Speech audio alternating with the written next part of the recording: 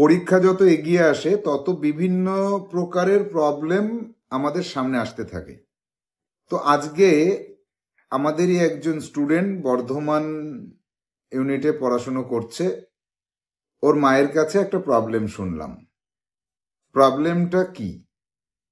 এই প্রবলেম শুধু আমাদের স্টুডেন্ট আয়ুষের নয়, এই প্রবলেম অনেক স্টুডেন্টের মধ্যে রয়েছে।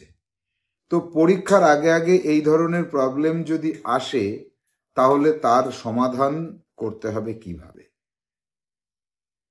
আয়ুষের প্রবলেমটা তো আগে জানা যাক। প্রবলেমটা হচ্ছে আয়ুষ দত্ত, জেনারেল কাস্ট,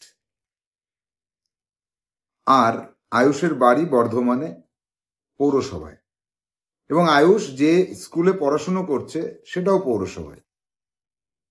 এবার নবোদয় বিদ্যালয়ে যে প্রবেশিকা পরীক্ষার ফলাফল ঘোষণা করা হয় সেখানে যে কোটা রয়েছে সে কোটার মধ্যে একটা বড় অংশ রয়েছে, অর্থাৎ 75 থেকে 80% যেটা রয়েছে সেটা গ্রাম থেকে স্টুডেন্টকে নেওয়া হবে, আর শহর থেকে কম নেওয়া হবে।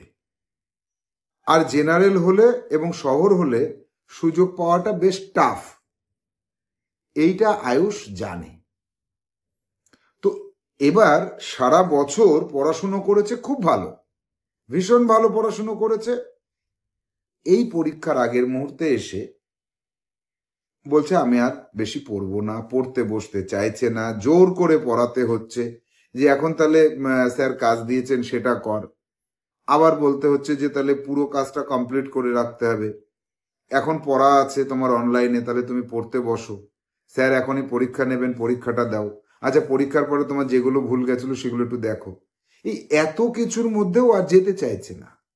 কেন? কারণ ও জেনে গেছে যে শহর থেকে এবং জেনারেল কাস্ট হওয়ার জন্য আমার সম্ভাবনাটা খুব কম, আমি পাস নাও করতে পারি।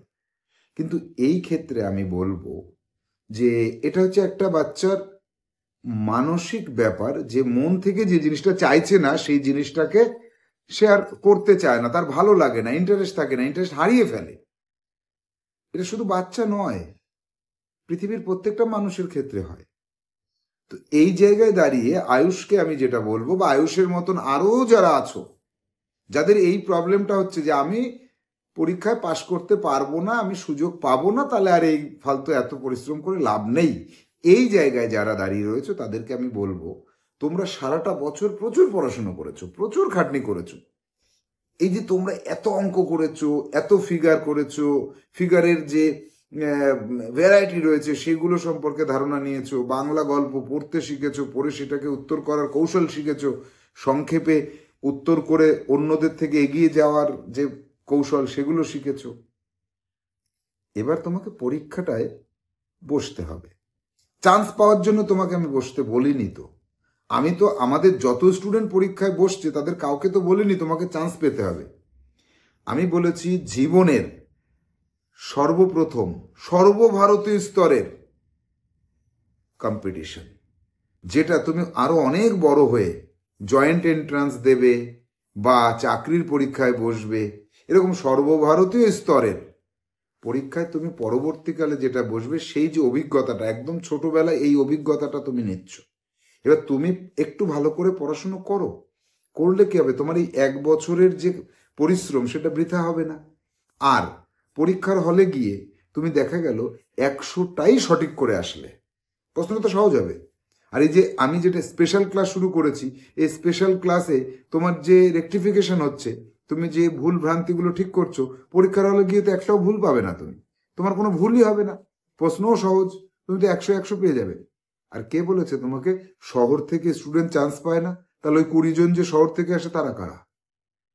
তার মধ্যে তো আয়ুষ ঢুকে যেতে পারে, আয়ুষের মতো যারা ভাবছে আমাদের হবে না তারাও তো যেতে পারে।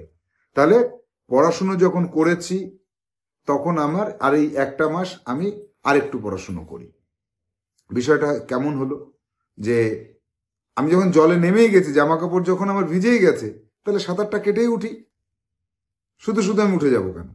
তাহলে পরীক্ষা যখন তুমি দেবে বলে মনস্থির করেছো এবং 1 বছর পরিশ্রম করেছো, আর 29 দিন একটু পরিশ্রম করো, দেখবে যে পরীক্ষার হলে 100 কমন পেয়ে গেছো, 100 সঠিক করেছো এবং তোমার সুযোগটা আগে হয়েছে, সবার আগে। আর কিন্তু এই ভুল করবে না।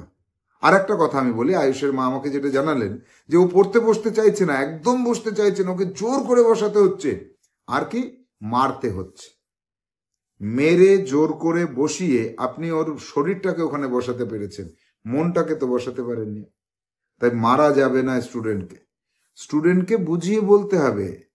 আমি যেটা আয়ুষকে বলছি যে আয়ুষ আর 29 দিন একটু পরিশ্রম করো, তারপরে তোমাকে আমি 2 মাস 2.5 মাস সময় দেবো, তুমি যত খুশি খেলবে। এই যে এখন যে টাইমটা তুমি দিচ্ছ পড়াশোনার পেছনে, তার থেকে দ্বিগুণ টাইম তোমাকে আমি খেলতে দেব।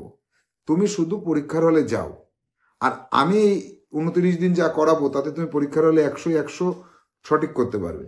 পরীক্ষার হল থেকে বেরিয়ে এসে আমাকে শুধু একবার জানাও, স্যার আমি 100টাই সঠিক করে এসেছি, তারপরে তোমার চান্স পাওয়ার দরকার নেই, কিচ্ছু করার দরকার নেই, তোমাকে আমি প্রচুর সময় দেবো খেলার জন্য।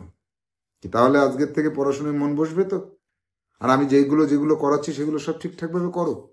শুধু আয়ুষ নয়, আয়ুষের মতন এরকম হাজার হাজার স্টুডেন্ট আছে, সবাইকেই বলছি তোমরা এই একটা মাস আমি আমার কুইকেল চ্যানেলে যে ভিডিওগুলো আপলোড করছি, বা ফেসবুক পেজ রয়েছে রিয়েল লার্নিং, ইনস্টাগ্রাম পেজ রয়েছে রিয়েল লার্নিং, সেখানে যে ভিডিওগুলো আপলোড করছি সেগুলোকে ফলো করো আর সেই অনুযায়ী পড়াশুনো করো। 100 তুমিও পাবে।